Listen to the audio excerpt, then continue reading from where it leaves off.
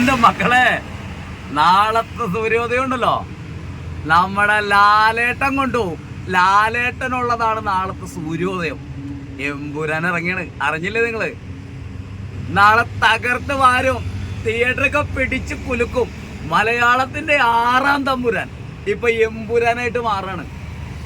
മലയാളത്തിന്റെ എമ്പുരാൻ, ലാലേട്ടന്റെ എമ്പുരാൻ സിനിമ നാളെ ഇറങ്ങിയാണ്. എൻ്റെ പൊന്നു മക്കളെ, നമ്മളെ തകർത്ത് തകർത്ത് തകർത്ത് തരിപ്പടാക്കും നാളെ. എന്താല്ലേ ലാലേട്ടന്റെ കാര്യം നിങ്ങൾ ആലോചിച്ചോക്കെ. ഒന്നും അമ്മക്ക് ആലോചിക്കാൻ പോലും പറ്റണില്ല. എന്ത് പുണ്യം ചെയ്തിട്ടാണ് പുള്ളി ഇങ്ങനെ ഇങ്ങനെ തകർത്ത് തകർത്ത് തകർത്ത് വാരണത്. പക്ഷേ ഒരു രക്ഷ ഉണ്ടാവൂല. ഒരാഴ്ചത്തേക്ക് നോക്കണ്ട നിങ്ങൾ. എമ്പുരാന് ടിക്കറ്റ് കിട്ടാത്ത ആളുകൾ ഒരാഴ്ചത്തേക്ക് നോക്കണ്ട. കിട്ടാൻ സാധ്യതയില്ല, കിട്ടില്ല. മെഗാസ്റ്റാർ നമ്മുടെ മുത്ത് സ്വന്തം ലാലേട്ടൻ നാളത്തെ ഒരു ദിവസം ഉണ്ടല്ല, ഒരിക്കലും ആലോചിക്കാൻ പറ്റണില്ല. അപ്പൊ നാളെ നമുക്ക് തിയേറ്ററിൽ കാണാം. ഓക്കെ, എമ്പുരാൻ എല്ലാവിധ വിജയാശംസകളും. ലാലേട്ടാ നമസ്കാരം. തകർത്ത് പൊളിച്ച അടുക്ക്. തീർച്ചയായിട്ടും എല്ലാവരും പോലെ തന്നെ വളരെ പ്രതീക്ഷയോടുകൂടിയിരിക്കുന്ന ഒരു പ്രേക്ഷകനാണ് ഞാൻ. പ്രത്യേകിച്ച് ഇതിൽ എടുത്തു പറയേണ്ട കാര്യം എന്ന് പറഞ്ഞാൽ പൃഥ്വിരാജ് സുകുമാരൻ എന്ന് പറയുന്ന നടനിലുപരി അദ്ദേഹം നല്ലൊരു ഡയറക്ടറാണ്. ലൂസിഫർ എന്ന ചിത്രത്തിലൂടെ നമുക്ക് തെളിയിച്ചു.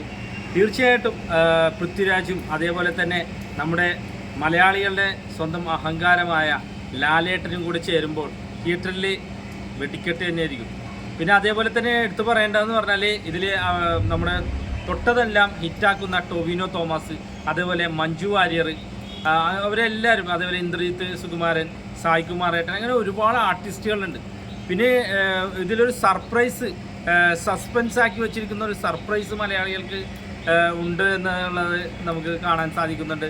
തീർച്ചയായിട്ടും അതൊരു നല്ല ഒരു പ്രമുഖ നടൻ തന്നെ ആവും എന്നുള്ള കാര്യത്തിലൊട്ടും ഡൗട്ടില്ല.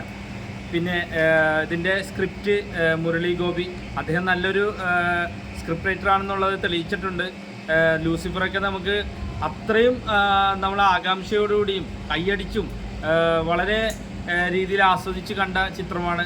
അപ്പോൾ എമ്പുരാൻ എന്ന് പറയുന്ന ഈ ഒരു ചിത്രം തീർച്ചയായിട്ടും ഒരു പ്രേക്ഷകർക്കും ഇതിൽ നിരാശരാകേണ്ടി വരില്ല. മ്യൂസിക് ആയാലും ആർട്ടിൻ്റെ കാര്യത്തിലായാലും ക്യാമറ വർക്കിൻ്റെ കാര്യത്തിലായാലും അതേപോലെ തന്നെ പിന്നെ ഈ വസ്ത്രാലങ്കരത്തിൻ്റെ കാര്യത്തിൽ അതിലെ ലൊക്കേഷൻസ്, ഒരുപാട് ലൊക്കേഷൻ മലയാള സിനിമയിൽ ഇത്രയും ലൊക്കേഷൻസ് ഉണ്ടായിട്ടില്ലെന്ന് ഞാൻ തോന്നുന്നു.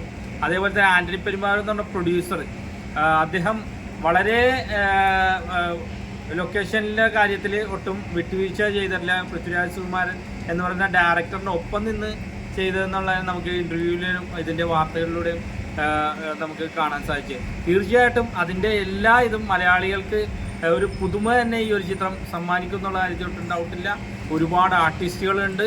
എല്ലാവർക്കും എല്ലാവർക്കും കണ്ട് ആസ്വദിക്കാൻ പറ്റുന്ന രീതിയിലുള്ള ഒരു ചിത്രം തന്നെയായിരിക്കും ഈ നമ്മുടെ എമ്പുരാൻ.